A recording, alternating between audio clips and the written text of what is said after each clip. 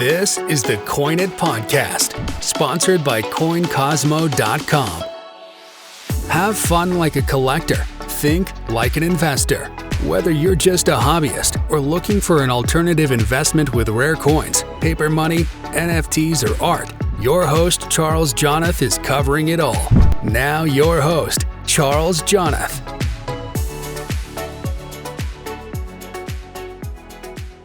All right, we have Jeffrey Schwartz from Strictly Beautiful Coins. We've been chatting together on Instagram for quite some time now, and then I always loved his stuff because he's got similar tastes. Like, I think we both like coins that have high eye appeal. You know, we both love toners.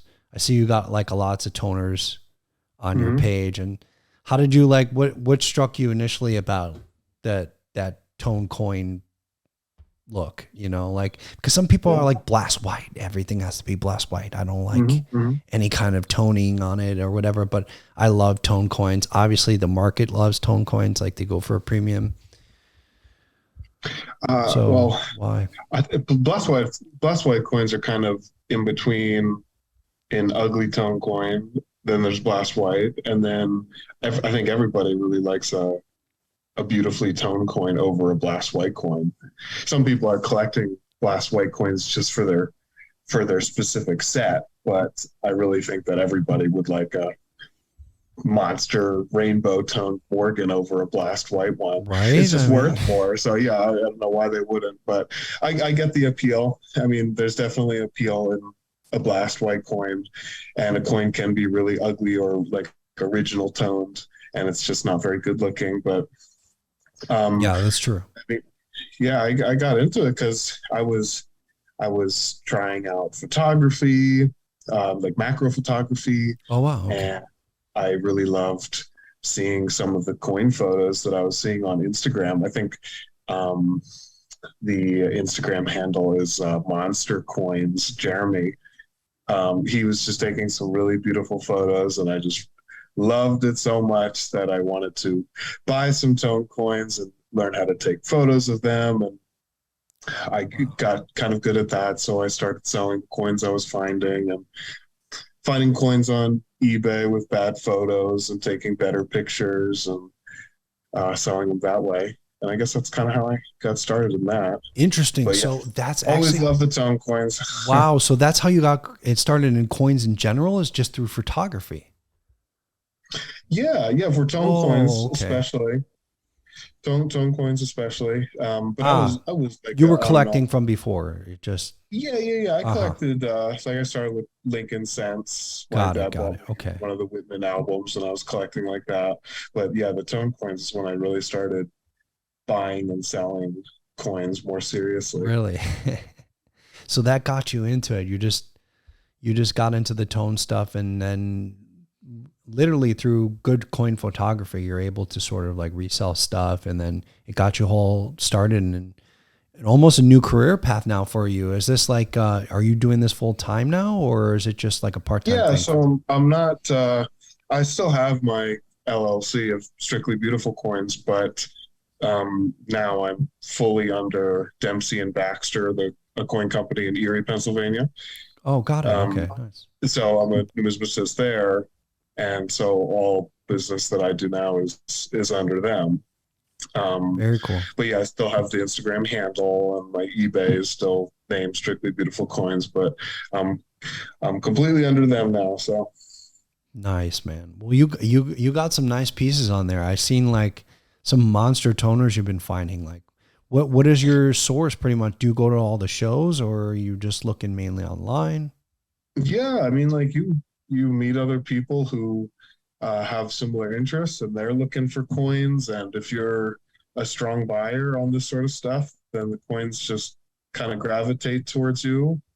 I always was a little bit more willing to pay up for nicely toned stuff or really appealing stuff, and the coins just kind of found me. But I'm always looking. I mean, I really love finding coins. I love looking for coins and buying them.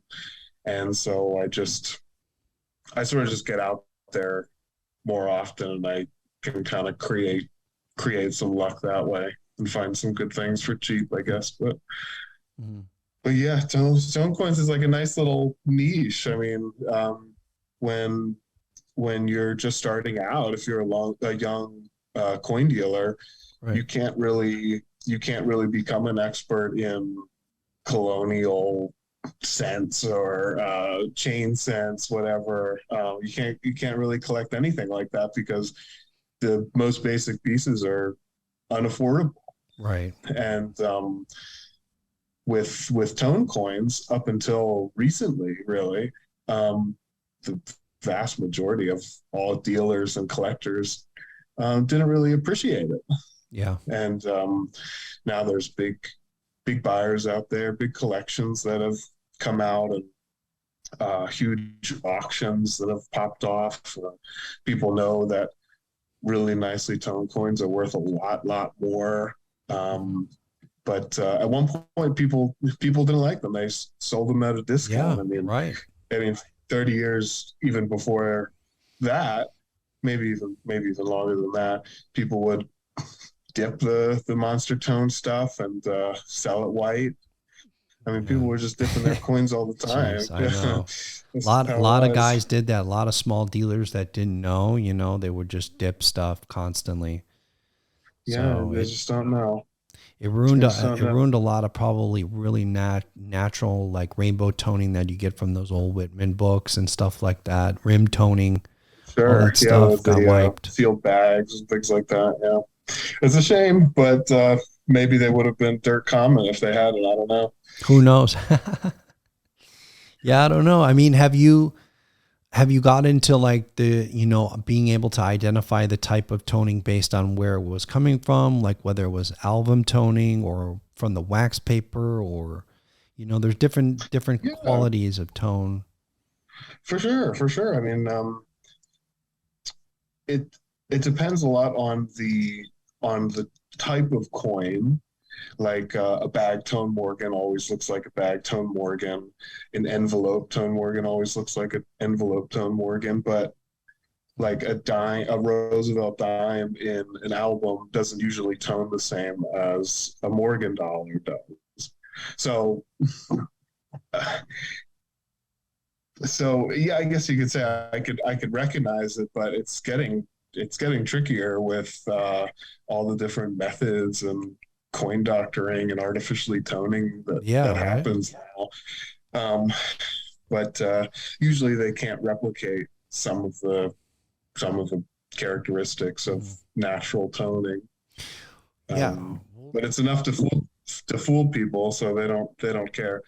That's the thing. Like, I don't know. So they retone coins now, and it looks pretty authentic. I think it's hard to differentiate. Like, some stuff you could tell it's obviously retoned, and then other things it's getting a little bit harder.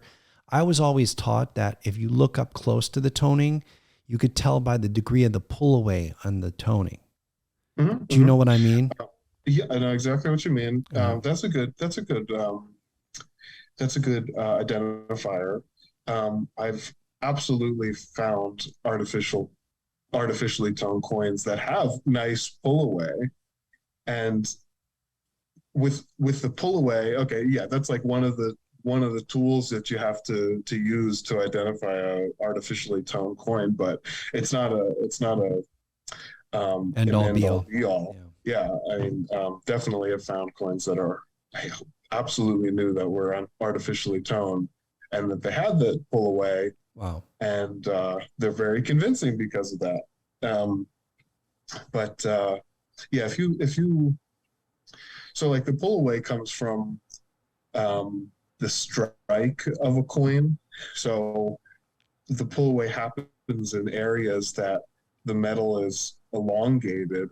If you look real closely, usually this is happening on like dates that are really well struck, like 81 S's and Right. things like Right. that.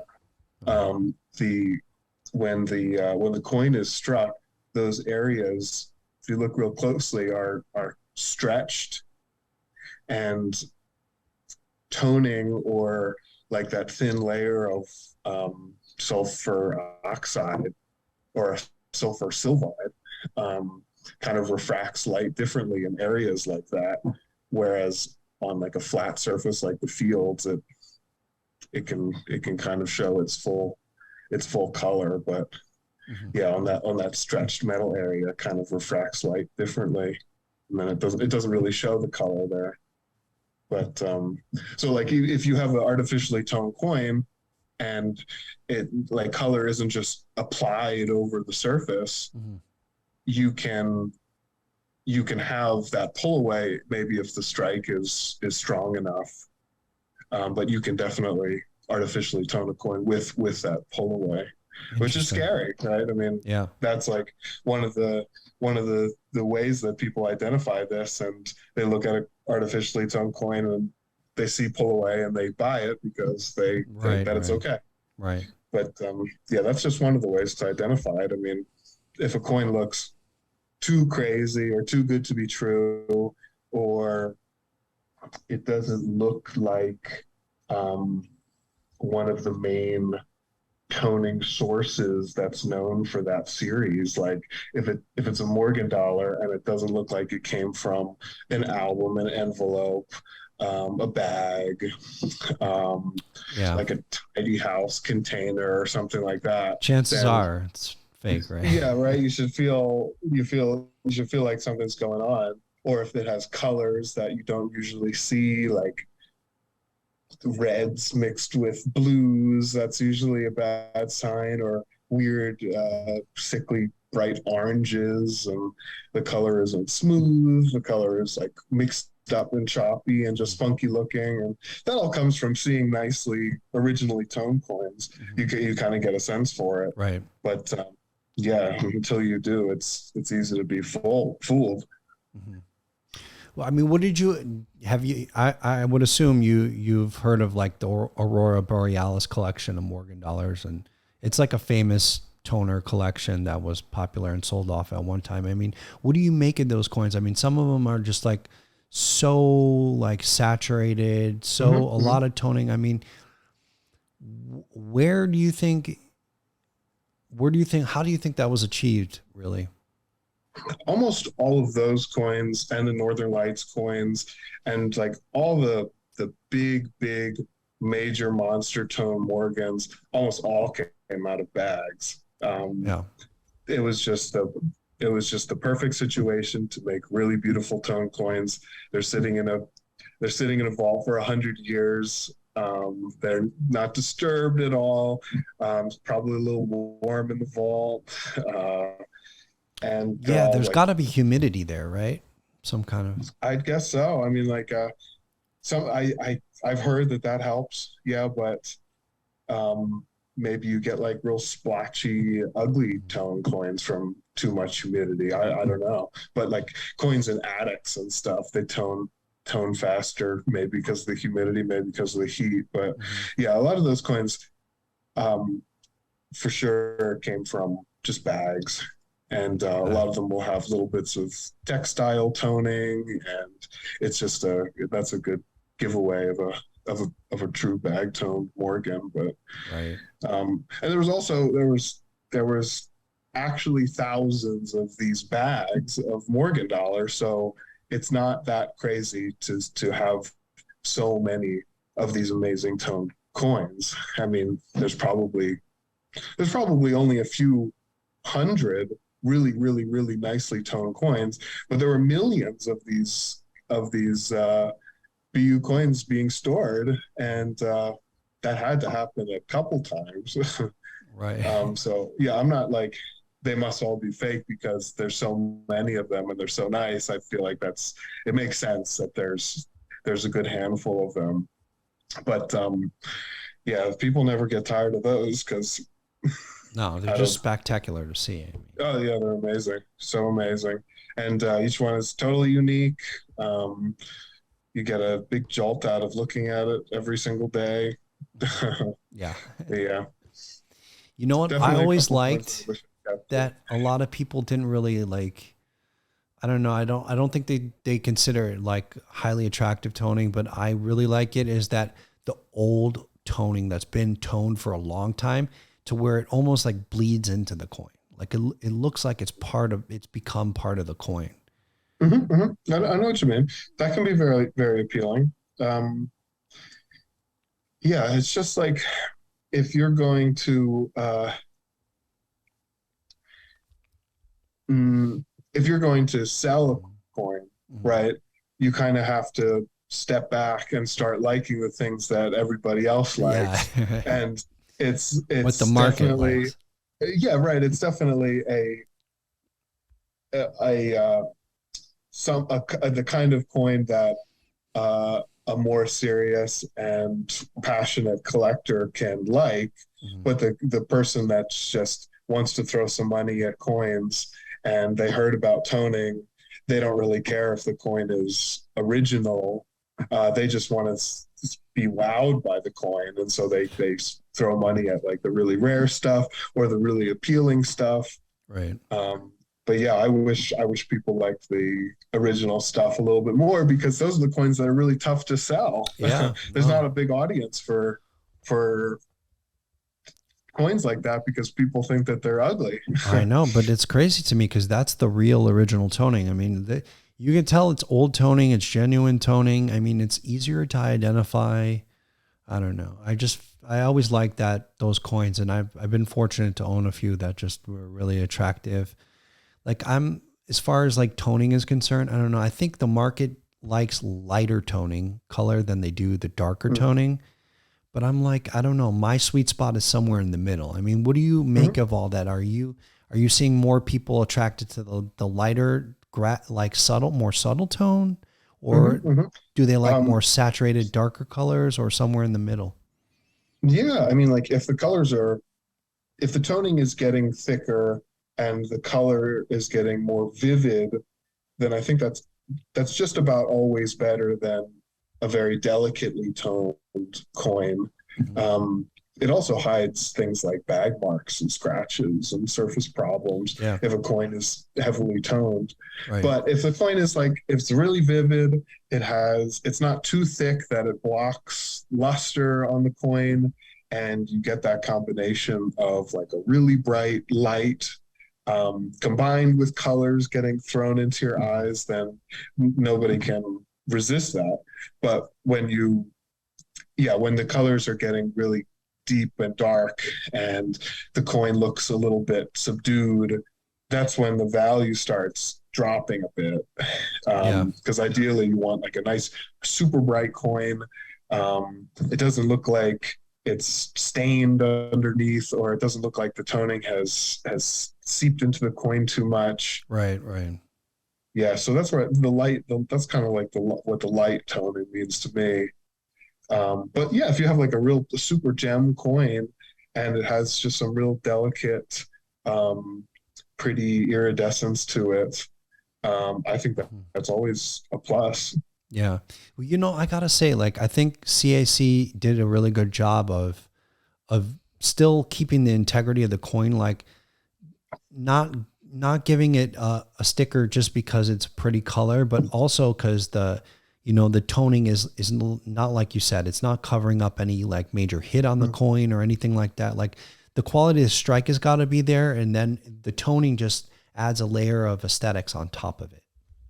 Yeah, right. I Uh, think well, John Albanese is probably a bit more old school than most of the creators right now. yeah, no, So I'm definitely. guessing that he appreciates a coin like a lighter tone coin, um, where he can actually see the surfaces of the coin, Yeah, and I think the that's what it toning is. is just the toning is just a bonus, Right. right? It shouldn't traditionally really nice toning on a coin shouldn't be able to raise the grade like 2 grades. I think it's supposed to be one numerical grade maximum, even if Yeah, the coin is killer, I agree. and I agree. there's probably some sense to that, but people want to spend money on really nicely toned coins, I know. and I guess I'm old school.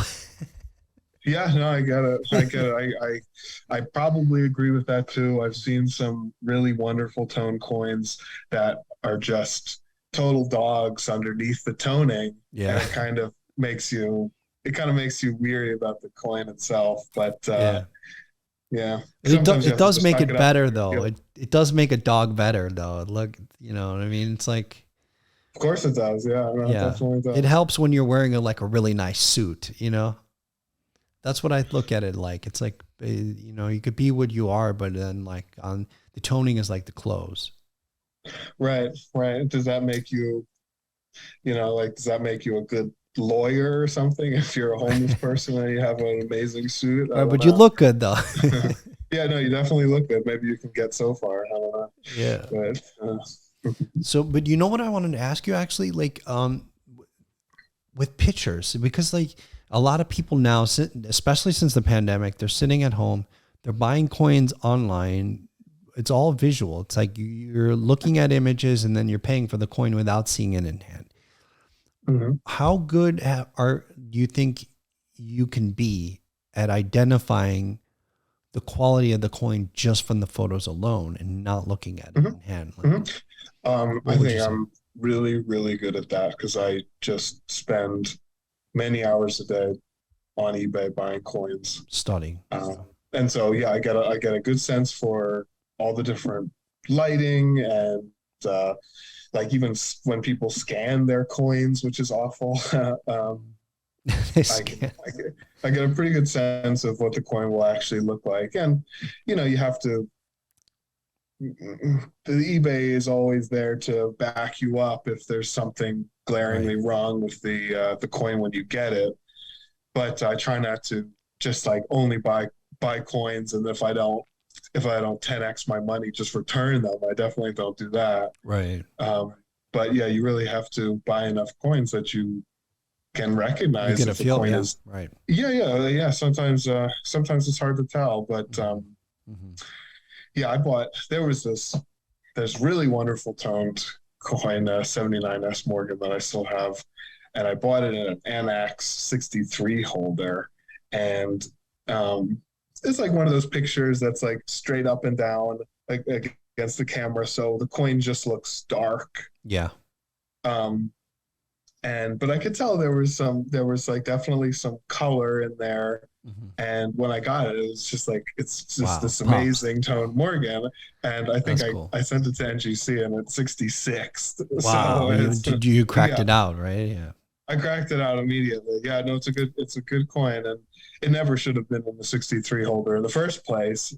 Yeah. 66 is getting to be like a little bit high for it, but Well, those older Annex holders are good for that sometimes. oh, this was a brand new Amex Oh, brand new. holder. Whoa. My favorite ones to buy are the yellow ones, the very recent ones, because Wow. they're very conservative. Um, I And they don't we like we toning definitely sent apparently. apparently no. I think they kind of just graded like the coin and didn't really consider the color too much. Maybe it Hmm. would have threed without color. I don't know. Should Really? probably You think? probably Yeah. the correct grade for it is a 5 or something like that. But Yeah. Yeah. Yeah. yeah, we submit a lot of coins with Annex. There's some great people there and some really really talented graders, and they've been Yeah. around longer than everybody. That's true. Yeah. But They're the original. yeah, Okay. it just feels like they're being a little bit more cautious on that sort of thing on purpose, um, because they want to boost their stock a bit. They want to be um, the grading company that's known for being more conservative, and they're kind of going back to that Interesting. idea. Interesting. But I don't know if the market's kind of passed over that Mhm. because yeah, it's hard for Yeah. it's Well, hard for a grading all these company to be companies, they go through periods conservative. of that, you know, and then the periods where they're more loose. It's hard to say, you know. Definitely true. Yeah, definitely true. Yeah, but we definitely submit a lot with them. We like what they do, and but yeah, I've definitely found some good coins in Annex slabs. Um, one time I was doing a Morgan Dollar bulk sub Mhm. for some people on Instagram, and um, guy sent me a 10 Morgan or something, and it came back 66. Wow. Nice. He was very happy because he said he cracked it out of a MX 58 holder. Oh, So, yeah, so it's like a huge jump. yeah. And you have to wonder what's going on for that sort of discrepancy. But when it's just people doing this, and there's literally millions of coins passing through both the companies, and things like that happen. It's not like a sign that the grading services are collapsing or Yeah. anything like that. It's just what happens in the coin market. It's human error. Oh, yeah. From But day one. yeah, right. But it was just kind of funny to see that happen. But That's great. Yeah. I mean, there's all kinds of things like that, I feel. The firm you're working for now in Erie, Mhm. is that like, do you guys have an actual store like where you buy from the public, or is it just an office? Yeah, we have a really big it's a coin and jewelry store. Oh, Um cool. Okay. like nice centrally located. We're Nice. probably the biggest location in like center and western PA, and Nice. probably like a couple states over too. We're Yeah. definitely a good sized presence there, and I'd call us a medium sized coin company. We're not like APMEX or something. Right. Right. Right. But That's very cool, man. So like, are you seen anything cool like coming in over the counter, or yeah, I what's mean, we buy what generally are you guys buying there in Erie? um there aren't a ton of ancient collections that come over like they No. do Yeah. in San Francisco or Carson City or something like that. But Right. Right. Right. we get a fair share of good stuff. I mean, there's some old families in Erie. I bought a 1870 cc half dollar over the counter a week Cool. ago or something, Wow. and that's like you just never see those raw. Yeah. Never get a chance to buy one of those over the counter, and that was pretty cool.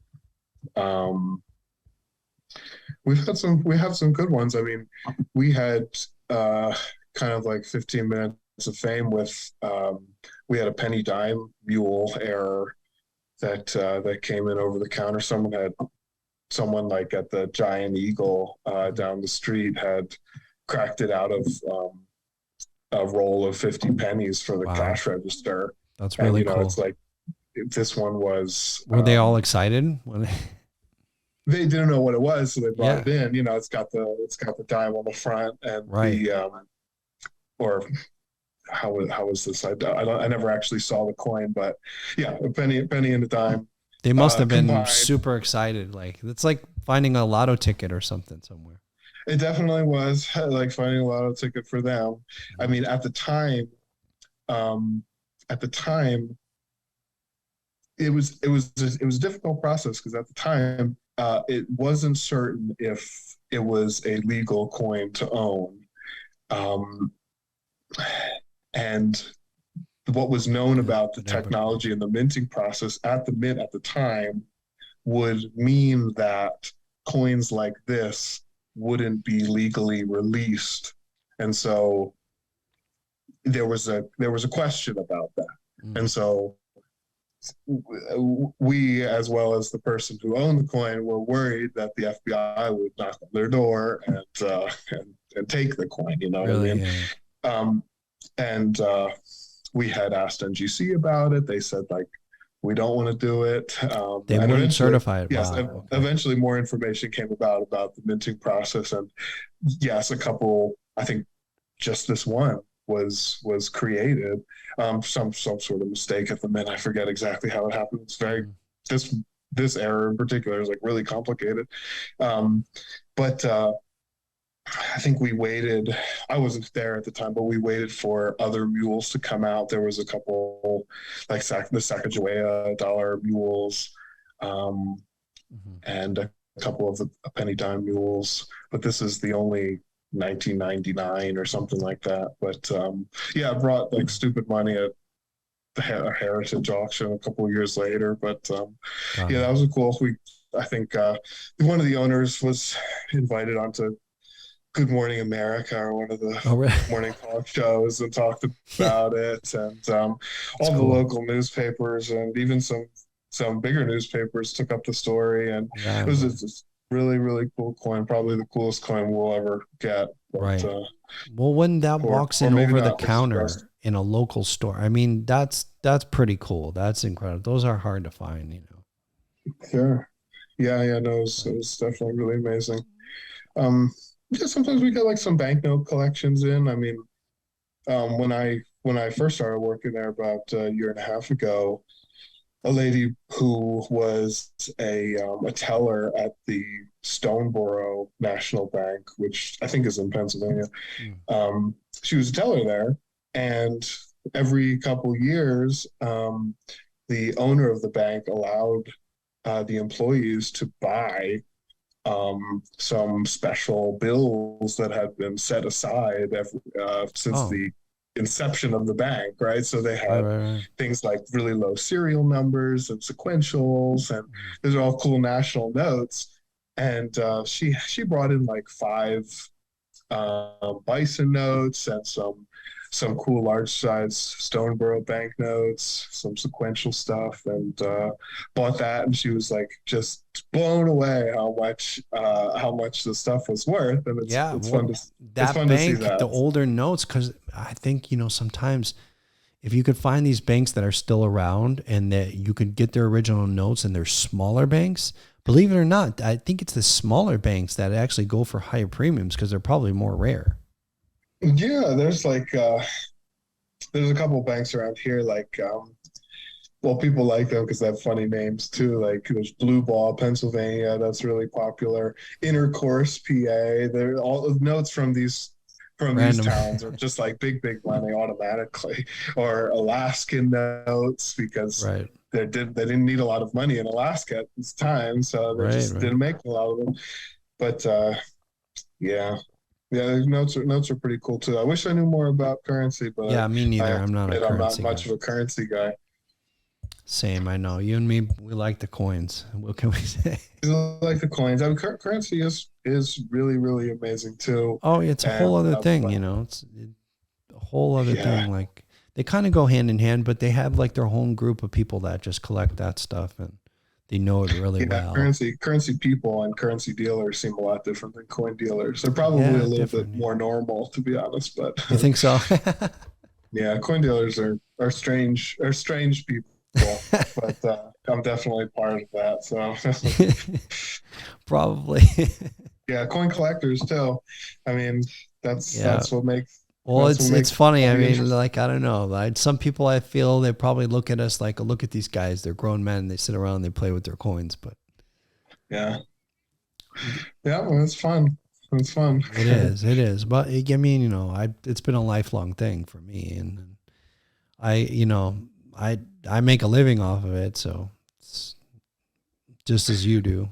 So it's there's coins is our world, but that's what starts to happen. Like you start thinking about coins so much that you got to know when to like go back into the real world and be normal again, you know? It's hard to, yeah, because I'm always tempted to talk about coins to normal people, right? They're But like, it's just like how what are you how talking about? doctors and stuff like. I'm sure Uh, I have a friend at the gym who's a physician's assistant, and all she wants to do is talk about uh, medical procedures and diseases and things like that. And she can't quite turn it off either. And I just want to talk about coins all the time. Yeah. So yeah. it's just like if yeah, you feel like you have something interesting to say, or you want to maybe teach someone something, or Well, it's probably on our minds a lot because that's def- you know, like now definitely. they got it. The world we live in, they got us working like pretty much all the time, and then especially if you're an entrepreneur, it's like almost 24/7. So if Sure. if you're doing this, that's all that you're focused on, and so you become this program, I think, and then it's hard to sort of turn it off. Like, but Sure is. I have Sure to is. catch myself and be like, nobody cares. Yeah, Just right. you know. I wish more people cared, but Yeah, well, that's the whole point of this thing. That's why I'm trying to put this out there. You know, do more of this stuff because if some kid is just randomly looking online, it's like, wow, oh, I could really get into this. Then it helps. It broadens our industry. Like I feel like I'm one part of a piece of hopefully what's going to be many others to contribute to the coin community to help grow it over time. Yeah, we definitely always need more young people.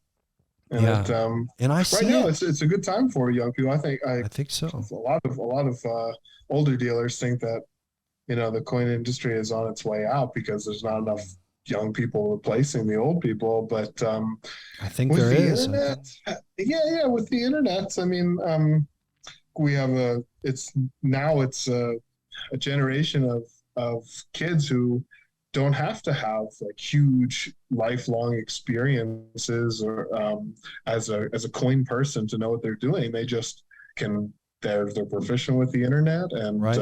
Right. they can do research, and they can do pricing, Yeah. and hardly without any knowledge at all. It's Yeah. amazing. They have access to more tools than we did, that. And then there's great programs like Witter University and stuff where they could really, I mean, just accelerate. Plus if they want to do the grading course at ANA, I mean, all those combined, you become a beast. You're almost like a dealer that's been at it for a while.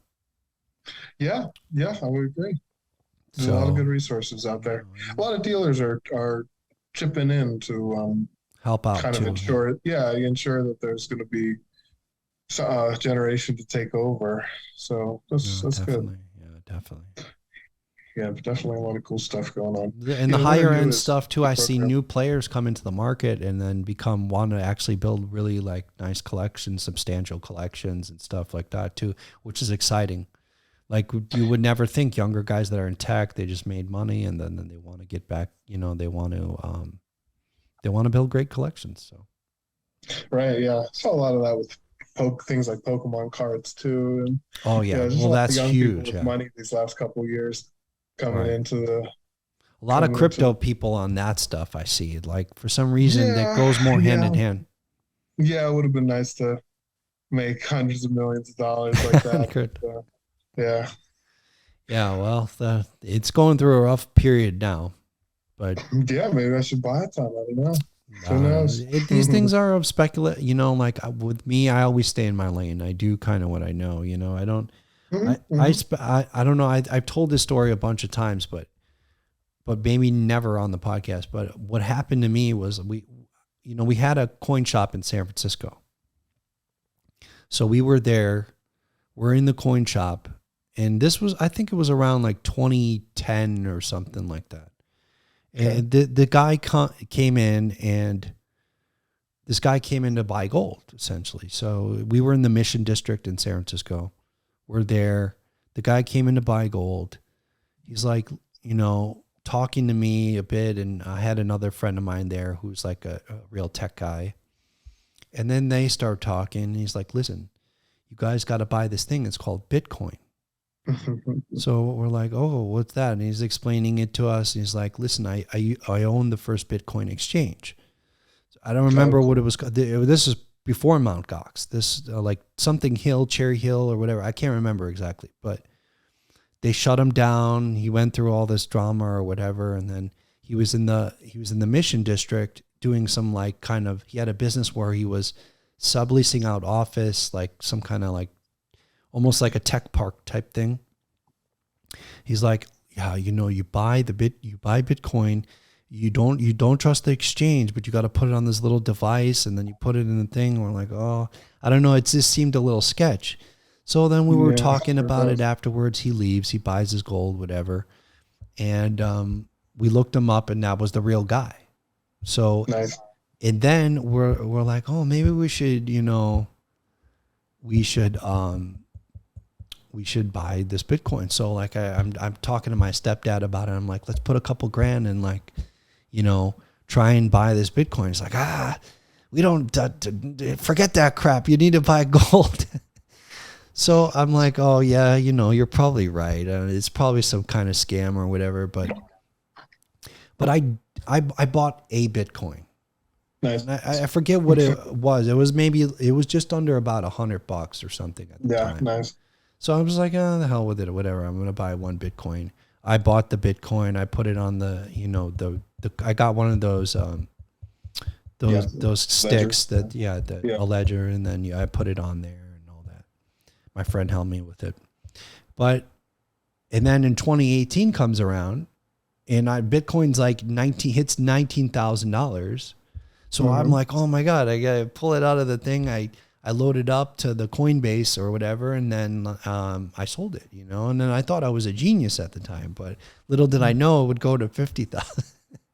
No, I think you are a genius. I mean, I I think about that all the time. But if I had 1,000 Bitcoin and I paid $10 for them, as soon as it goes to $20, I probably would have sold it. I can't.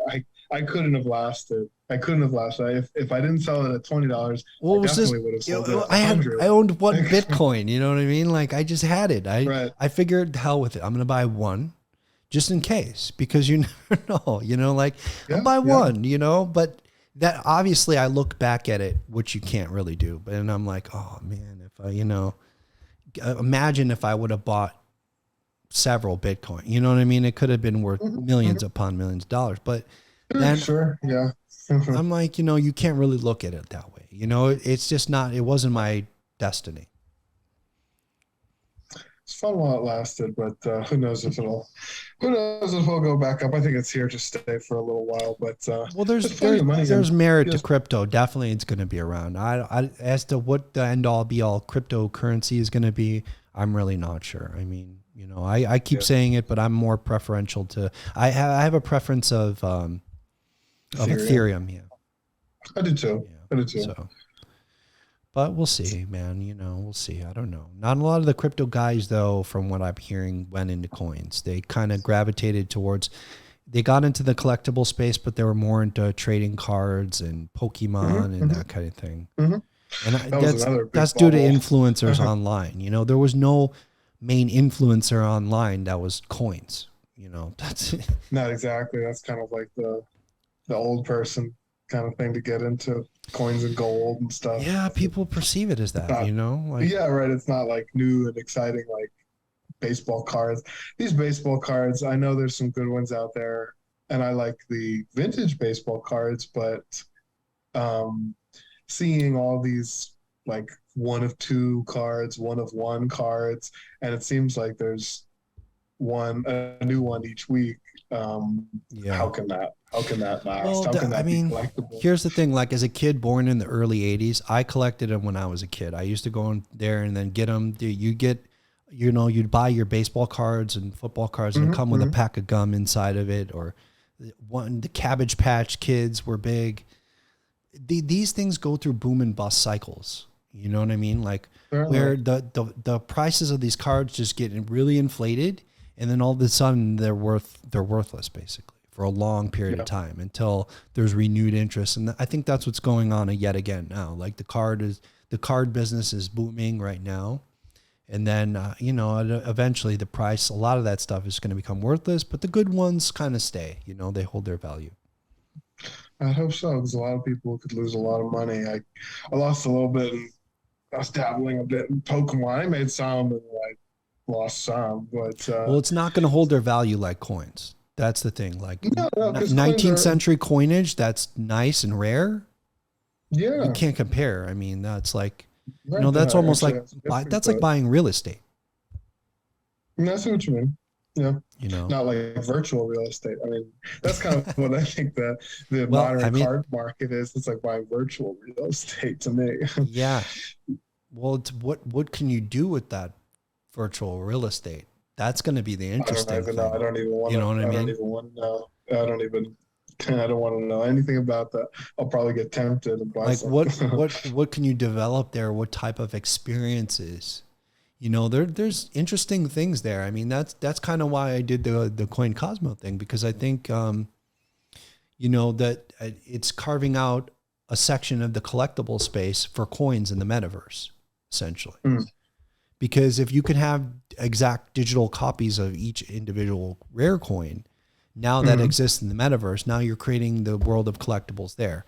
To what extent, how that becomes, I mean, maybe people can trade right now, like, the digital versions of really nice rare coins for a fraction of their price.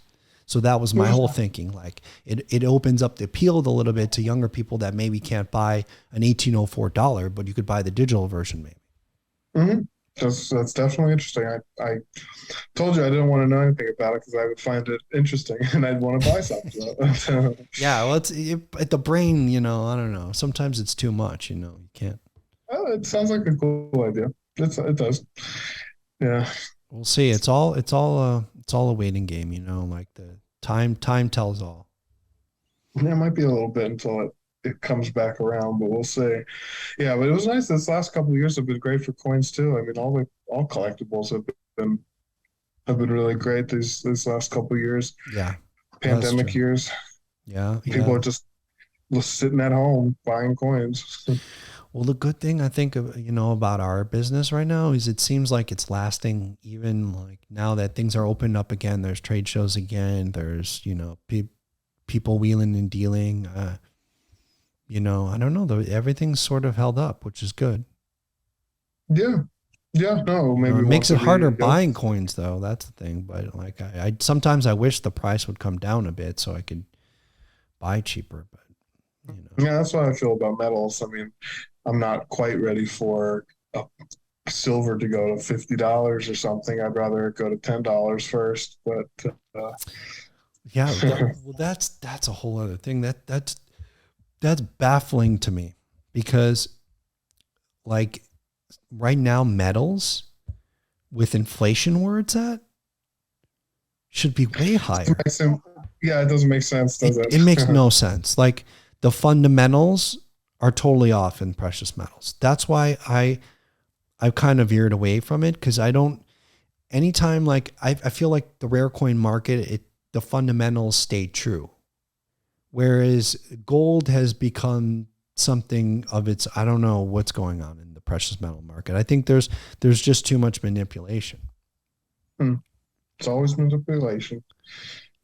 Anytime Paper you contracts have and stuff like anytime you that. have multiples of derivatives that can control the price of something to where you don't actually have to transfer the physical goods, then you're just asking for manipulation.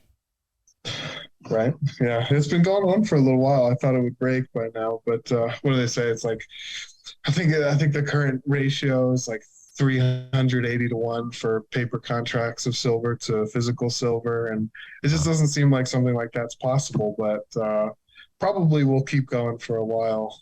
I don't know. They're pretty good at controlling that sort of thing, but I don't pretend like I have a deep understanding of what's going on with metals, but my an answer that I liked was that because the dollar is strong in comparison to the other currencies in the dollar index, um, people are selling their stocks, their crypto, their metals, and keeping it in cash because cash is strong right So I think now. that would only make sense if that's happening overseas. So if you're like in Japan holding gold or whatever, if you're you rather convert to dollars because the dollar market's stronger. But the problem is gold and silver. It's a global currency. So even though the other currency, like yeah, that's true. Like the euro is sort of kind of collapsed. It's almost on par now with the dollar. But at the same time, both are fiat monies. So in an environment where you have all this inflation, not only here, but even in Europe, especially because of the oil prices, the gas prices there are crazy. They were crazy to begin with, and now it's even more inflated. You would think with inflation happening everywhere, I mean that should have no effect that the dollar is on par with the euro. I mean, I think these pundits, they don't know how else to justify what happens in the market. And then they just sit there and figure out something. Well, it must be this. It must be that. Yeah, sure. Well, that's They're, always the case. it's always after the fact. Like the price goes down and then they have to figure out why and say something about it. I know, right? Yeah, how useful is that? I'm still buying it. I'm still buying. I like silver more than gold, so just picking up some here and there. Um, Well, gold, the good thing about gold is a lot of the big central banks and stuff like that hold it on deposit. mhm. So it's harder for them. They don't allow as much manipulation of it because of Sure. that, I believe. but silver could be more heavily manipulated. Oh, it's definitely heavily And manipulated. I like buying it when it's when you could buy physical with lower premiums. Like if you're going to charge me $5 over or $4 over for a round, I'd rather buy the rare coins, you know. No, I get it. Yeah, I mean, that's how it is. I mean, there's always silver out there that's cheaper and stuff, but the spot price isn't really the price. And I know I'm used to paying very close to spot. I mean, maybe 3 or 4 years ago, you could really expect paying $1 more than the spot or 50 cents more than the spot, even for things like silver eagles. And yeah, $2 over, like, $3 over. Yeah. You could do that all day long. And but now it's just the case, price of physical silver. It's all, the spot price is only a guideline, a reference for that. Physical silver is just different than paper contract silver price now, and people haven't quite understood that yet. We always get people coming into the store and they're just baffled how much premium it is, and they don't really understand that it's not like we're buying it for spot price and selling it for whatever we want.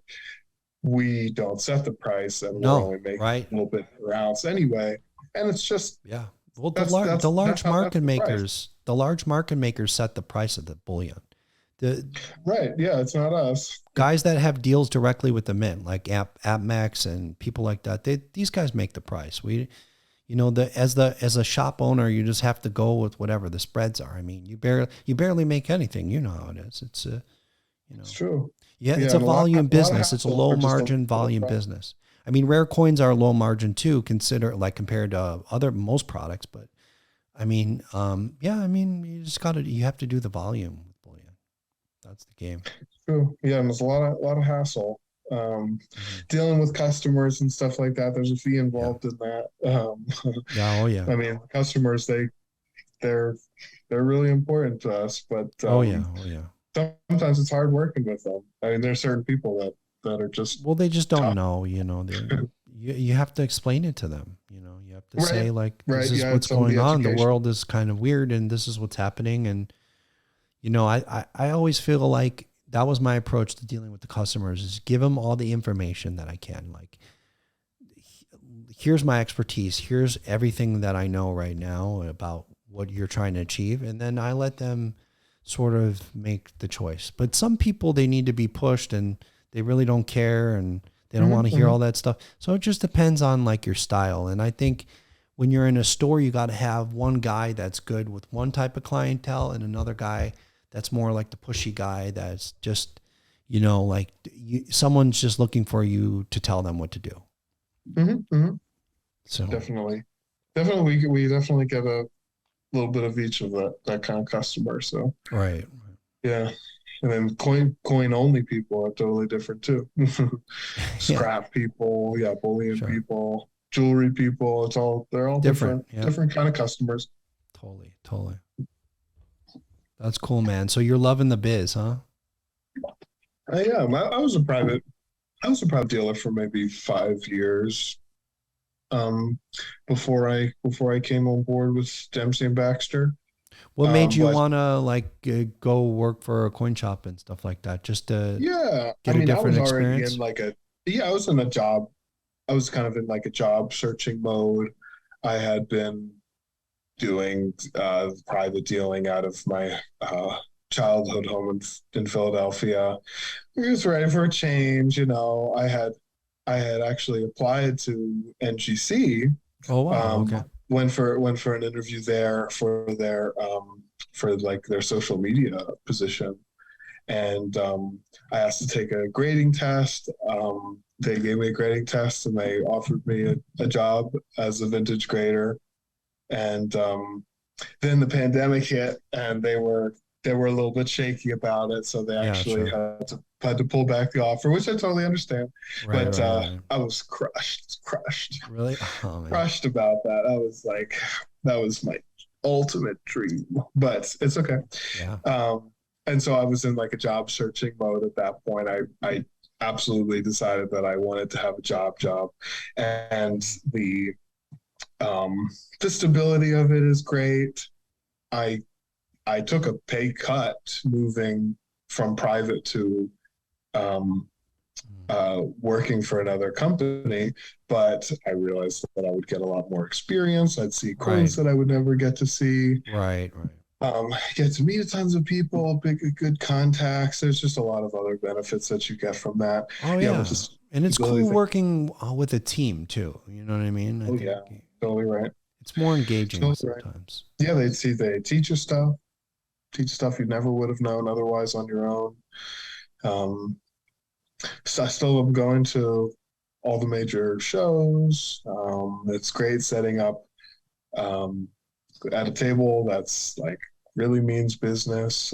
We do a lot of moving and grooving, and it's very exciting at all times. So I'm That's great, man. definitely happy where I am. That's Yeah, great. I it's mean, nice moving out of my childhood home though. My mom misses me, I'm sure, but yeah, I'm sure. uh, Well, that's great, man. I mean, it's always good. Like you got a great eye, you know, and then it's always like encouraging for me. And I say it over and over again. I sound like a broken record, but it does every time. Like I'm like, oh, there's really good younger people coming up in this business, and like they're good eyes. They know what they're doing, you know. So it's great. I mean, you're one of those guys. So just keep it up, man. Keep I trugging away, appreciate and it. then getting the Appreciate experience, and then enjoying what you do. And then it's cool. Like there's a lot of growth in this industry that a lot of people don't realize. And there's a lot of opportunities out there. And over time you'll see what they are. And then you'll go to what's best for you, you know? Yeah. Yeah, no, absolutely. Yeah, right now I'm just kind of focused on learning as much as I can. I think just about every young guy should be trying to do that. Just learn as much as you can. You you don't know how much you don't know when you're just starting out, Right. So and true. yeah, that's how Well, it is. it's like anything else. I think good mentorship is huge. That was big for me. Oh yeah, did you have a mentor that I might know?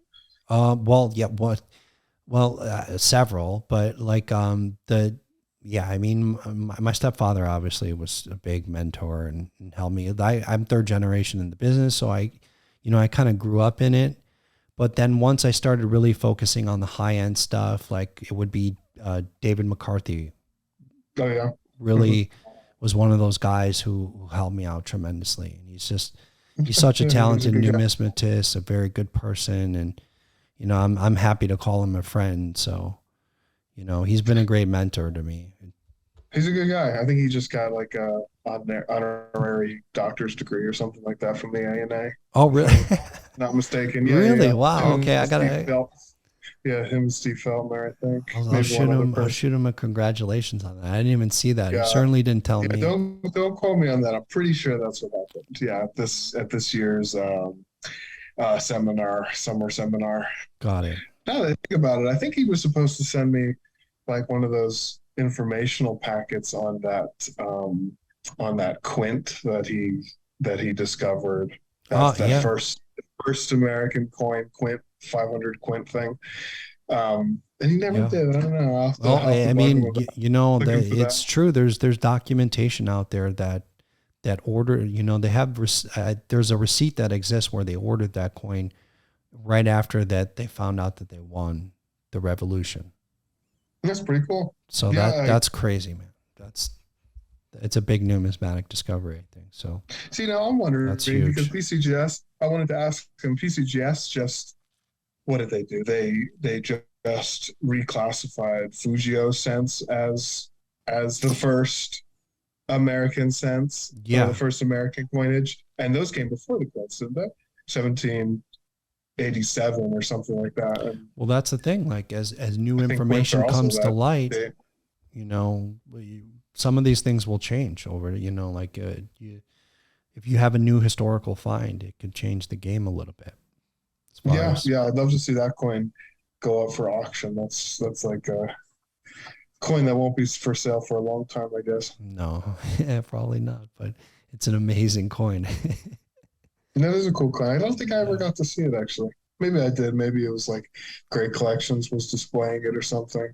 Ah, really? Maybe. Yeah. Very cool, Yeah. man. So Well, how do we find you on Instagram? Strictly Beautiful Coins, and you can always Google Dempsey and Baxter in Erie, Pennsylvania, and give the shop a call. Um, the shop's email or the shop's eBay is just Dempsey and Baxter. And pretty soon we'll have silverdollars.com running, Oh, and that's going to cool. have all of our Nice. inventory on it. Definitely going to be worth checking out. We have just thousands of coins ready to go, and it's going to be a big release, I think. That's great, man. I'm looking forward to it. Send me a link when it comes out for sure. No, you bet. Okay. All right, my man. It was a pleasure talking to you, and I hope I see you at the shows or someplace sometime. Come Yeah, say next hi, stop. and we'll Next do stop. something. I'll buy you a cup of coffee or whatever. Okay, I appreciate it. Hey, thanks a lot, Charles. Nice All right, talking to you. man. For sure. All right, you have a good night. You too. Take it easy over there. Later.